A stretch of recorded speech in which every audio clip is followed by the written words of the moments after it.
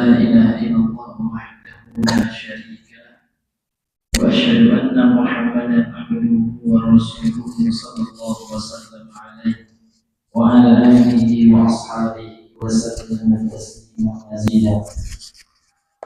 قال الله تعالى في القرآن الكريم: يا أيها الذين آمنوا اتقوا الله حق تقاته ولا تموتن إلا وأنتم مسلمون. Ma'asyiral muslimin ikhwan fillah jamaah salat subuh rahimani wa rahimakumullah. Kita kembali bersyukur kepada Allah Azza wa Jalla karena Allah kembali memudahkan kita untuk melaksanakan salat subuh berjamaah. Kemudian salawat dan salam untuk Rasulullah atau kepada Rasulullah sallallahu alaihi wasallam. Allahumma shalli ala Muhammad wa ala ali Muhammad. Ma'asyiral muslimin ikhwan fillah, azani Allah wa iyyakum. Kembali kita lanjutkan pembacaan dan penjelasan kitab Al-Usul min Ilmi Al-Usul. Yang mana pada pertemuan yang sebelumnya kita telah masuk kepada pembahasan syurutul qiyas, syarat qiyas.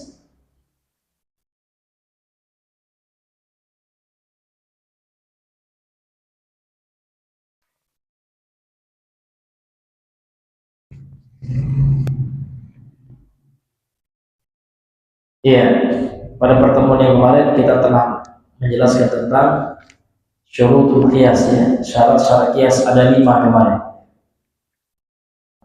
Kemudian pada pertemuan yang berikutnya atau pada pertemuan pada pagi hari ini kita masuk kepada jenis-jenis qiyas. Jadi qiyas ini hadirin yang dimuliakan oleh Allah Subhanahu wa taala, sebagaimana yang telah kita pelajari yang sebelumnya, qiyas itu kalau bahasa kita analogi. Ya, kita menyimpulkan hukum terhadap suatu permasalahan yang tidak ada kejadiannya pada masa silam. Akan tetapi kejadian ini punya kesamaan dengan kejadian lain dalam beberapa hal. Kesamaan itu sama dalam sebabnya. Contoh, hukum meminum minuman keras yang bernama koka. Tidak ada di masa dulu nama minuman koka, narkoba, ya. Akan tapi zaman dulu atau di masa Rasulullah ada yang namanya khamar. Itu ada nasnya. Nah, kemudian dikaji oleh ulama kenapa sebab khamar Allah haramkan. Dia punya illah. Illah itu artinya sebab. Sebabnya adalah memabukkan. Sehingga setiap yang memabukkan hari ini, maka hukumnya dikiaskan kepada hukum khamar. Karena punya kesamaan sebab, yaitu memabukkan. Ini diantara contoh ya qiyas itu. Ya, kemudian kita lanjutkan. Qala al-musannif rahimahullah taala, berkata penulis yang semoga dirahmati oleh Allah Subhanahu wa taala. Jadi syaratnya sudah semua, ya Mas, ya? Syaratnya sudah semua kemarin, ya? Belum? Oh, belum yang keempat, ya? Oh iya. Oh, yang keempat belum? Oh, yang kelima, ya, Masya Allah. Baik. Qala al-musannif rahimahullah, syarat qiyas yang kelima. Jadi kalau seandainya syarat-syaratnya terpenuhi baru sah qiyas itu. Al-khamis, yang kelima, an takuna al-'illatu mawjudatan fil far'i kawujudiha fil asli. Hendaknya sebab itu mawjudah, ada, terdapat, eksis, ya, pada fara', pada cabang. Jadi cabang ini yang dikiaskan. Contoh, ya, koka, narkoba. Narkoba itu kan tidak ada nasnya, tidak ada dalil secara nas. Seperti rokok memang tidak ada. Nabi menyebutkan, Allah menyebutkan dalam Al-Quran, Nabi menyebutkan dalam hadis. Tidak ada Allah mengatakan diharamkan rokok kan ya. Tapi itu namanya kejadian yang tidak ada konteksnya dalam nas Al-Quran dan hadis. Namun dia punya sebab untuk diharamkan. Dia punya sebab. Nah, maka sebabnya itu namanya illah. Illah itu ada padanya. Pada yang akan dikiaskan itu kan fa'. Sebagaimana illah itu terdapat pada asal. Asalnya contohnya segala sesuatu yang bermudarat. Nah, karena dalam Al-Quran Allah mengatakan Allah menghalalkan wa yuhallilu alaikumul thayyibat wa yuharrimu alaikum khaba'is. Allah Subhanahu wa taala mengharamkan atas kalian segala yang buruk-buruk dan menghalalkan yang baik-baik gitu. Nah, jadi yang baik-baik itu Allah halalkan, yang buruk-buruk itu Allah haramkan. Yang buruk itu adalah segala sesuatu yang memberikan mudarat atau yang memberikan dampak negatif bagi seseorang. Itu namanya buruk. Nah, itu namanya yang buruk. Itu Allah haramkan. Itu ada nasnya. Nah, kemudian disebutkan di sini contoh Pak ya. Kalau contoh beliau di sini kal idai, seperti memberikan gangguan. Iza itu dari kata adza, yu'zi, izaan ya. Adza, iza itu artinya gangguan. Ya, kal idai seperti gangguan. Bidorbil walidain, dengan dalam memukul kedua orang tua. Jadi seorang anak mengganggu orang tuanya dengan dipukulnya kedua orang tuanya. Al-maqisu ala ta'affuf, maka ini dikiaskan larangan at-ta'affuf ya, mengucapkan ucapan yang buruk kepada orang tua. Kan itu. Jadi kalau seandainya mengucapkan ucapan yang buruk saja itu dilarang alias diharamkan, tentu lebih utama lagi untuk dilarang memukul orang tua. Itu Pak ya. Karena ada nasnya dalam Al-Quran ya, Allah mengatakan fala taqul lahuma uff. Jadi kalau seandainya uff saja dilarang, min babi aula, maka tentu lebih utama lagi, lebih dilarang lagi darul walidain, memukul kedua orang tua. Maka kan tidak ada dalam Al-Quran memang memukul gitu. Maka memukul ini hukum haramnya dikiaskan kepada larangan larangan mengucapkan ucapan buruk kepada kedua orang tua. Jadi syaratnya Pak harus ada ilatnya, apa sebab dilarang. Jadi harus tahu kita ilah sebabnya. Kalau sesuatu itu diketahui sebabnya gitu.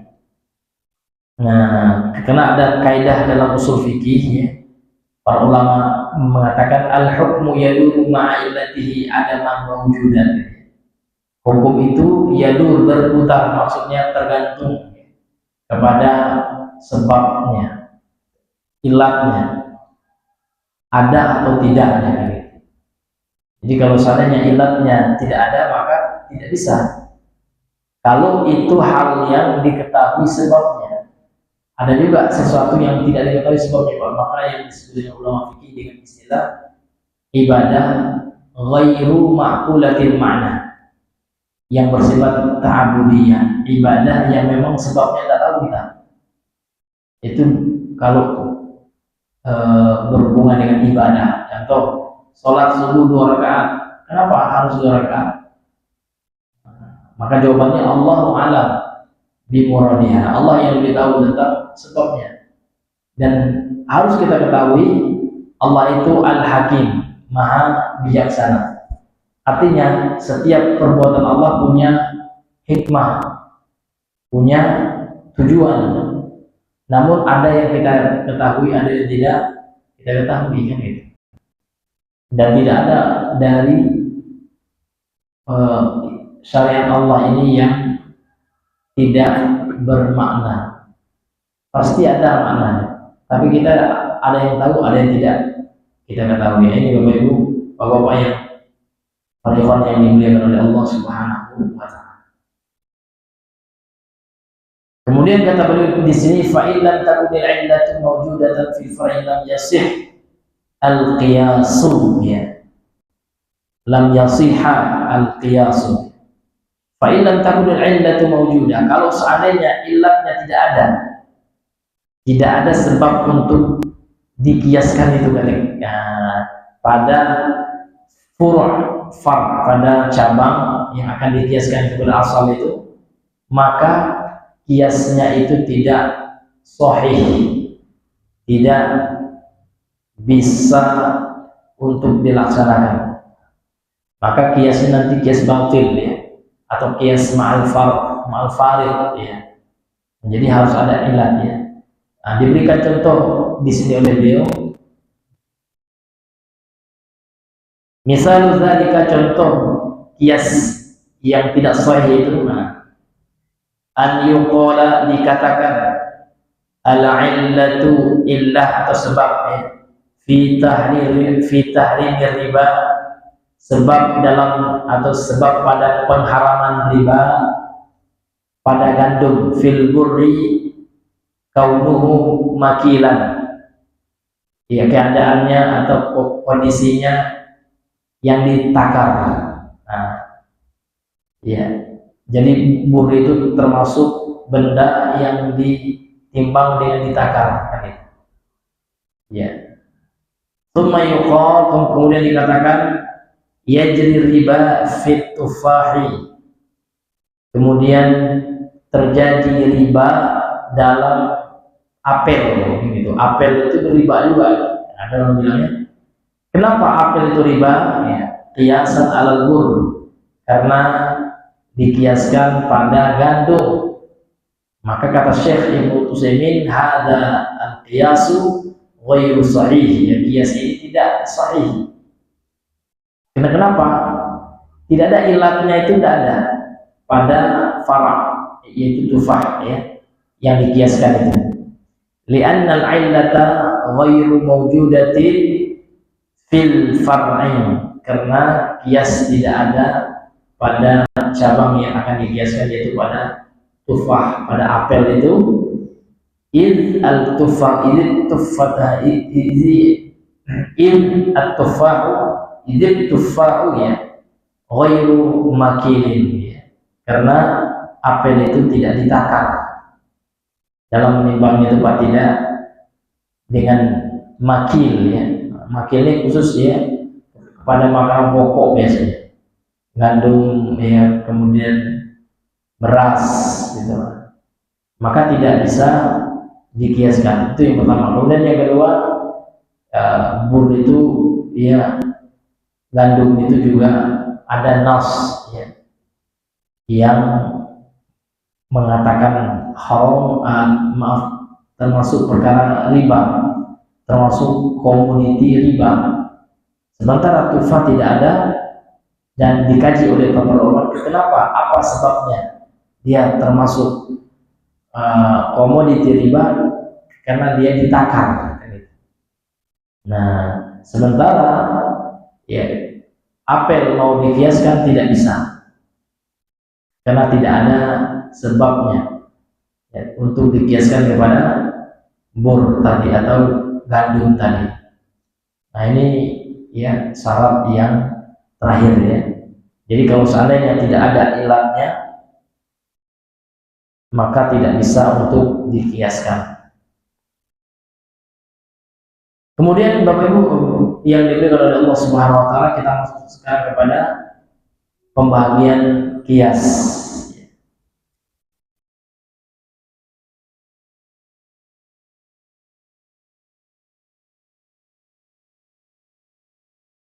Ya, contoh yang tadi, Pak, kalau kita baca pada syarahnya, al-illatu fi tahrim riba fi mur kaunuhu, ya, makilan mudakhar. Makilan itu, Pak, yang ditakar dia, kemudian dia juga bisa disimpan. Itu alasannya kenapa gandum itu termasuk komoditi riba. Ya. Apa yang maksud dengan komoditi riba nih Pak? Nah, artinya kalau dia termasuk komoditi riba, harus cash dia, harus jadi secara uang cash. Sama dengan emas. Emas termasuk juga komoditi riba. Ya, kemudian kalau kita beli secara secara tidak tunai, tidak boleh, akan jatuh ke dalam riba gitu. Nah, dan kenapa kias apel dikiaskan kepada bull ini tidak bisa? Li'annahu ghairu mudakhar, karena apel itu tidak bisa disimpan, ya kan? Walaupun kan bisa masuk kulkas, tidak tahan juga, baik? Itu maksudnya yang makin itu, baik? Ditakar itu maksudnya bisa disimpan ya. Nah, nanti bingung juga kita apa yang disebut dengan takaran gitu.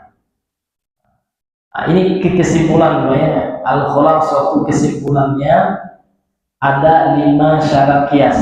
Ada berapa? 5. Ini kita simpulkan saja karena ingat waktu ya. Yang pertama, alla yusadima dalilan aqwamihu, tidak bertentangan dengan dalil yang lebih kuat dari kias. Itu nas lebih kuat daripada kias. Kalau sudah ada nas, tidak ada perlu kias ya. Kias itu ada kalau seandainya tidak ada nas terhadap cabang yang mau dikiaskan kepada asalnya. Kemudian yang kedua, syarat yang kedua, ayyakuna hukmul asli sabitan binassin aw ijma'in. Hukum asal itu harus ditetapkan baik dengan nas maupun dengan ijma'. Kemudian yang ketiga, ayyakuna al-hukmu al-aslu illatan ma'lumatan. Hendaknya hukum asal itu illatnya itu gitu ya, sebabnya itu adalah sebab yang diketahui, sudah maklum gitu ya. Rabi'an, yang keempat, antakuna al-illatu mustamilatan ala wasfin munasibin lil hukmi. Hendaknya illat itu mengandung ya sifat yang cocok, yang sesuai dengan hukum. Kemudian yang kelima, antakuna al-illatu mawjudatan. Hendaknya illat itu ada, terdapat pada fara' ya, yang dikiaskan itu, seperti dia juga ada pada asal. Ini 5 ya Mas ya, 5 daripada rukun kias. Kemudian macam-macam kias. Qala al-musannifu rahimahullah taala aqsamul qiyas, macam-macam kias. Yang qasmu qiyasu ila jaliyin wa khafiyyin. Kias itu terbagi menjadi 2 secara umum. Yang pertama ada kias yang jali. Yang jali itu artinya apa? Yang jelas, jadi yang terang benderang gitu ya. Kemudian ada juga kias yang khafi, kias yang samar. Kemudian apa yang maksud dengan kias yang terang, yang jelas itu? Secara definisi istilah para ulama dijelaskan oleh beliau, fal jaliyu, yang maksud dengan kias yang jali, masa batas illatu bi nassin aw ijma', yang telah ditetapkan atau yang telah tertetapkan sebabnya atau illatnya dengan satu nas yang sharih, yang sahih gitu ya, atau dengan ijma' para sahabat, para ulama. Atau kana maqtu'an fihi, atau sesuatu yang telah pasti, itu artinya maqtu', ya, sudah qat'i, sudah putus ya hukum di dalamnya. Binafyil fariqi bainal asli wal far'i, dengan menafikan perbedaan antara yang pokok, yang asal dengan yang cabang. Ya, ini mungkin ya sebagai pengantar kita untuk memulai kajian usul fikih kita pada atau pada bulan Syawal ini, karena kita pada bulan puasa kemarin sudah libur, ya Mas ya. Ya, karena sudah jam 6 ya. Mudah-mudahan yang sedikit ini bisa kita pahami, apalagi ini berkaitan dengan kias, sehingga kita tidak asal mengkiaskan. Jadi kias itu bisa kita laksanakan ya, bisa dianggap kias yang sahih kalau seandainya terpenuhi persyaratan yang telah disepakati, yang telah ditetapkan oleh para ulama. Minimal ada 5 persyaratan seperti yang telah kita baca dan telah kita jelaskan tadi. Wallahu ta'ala a'lam bishawab. Subhanallah bihamdika asyhadu an la ilaha illa anta astaghfiruka wa atubu ilaik. Assalamualaikum warahmatullahi wabarakatuh.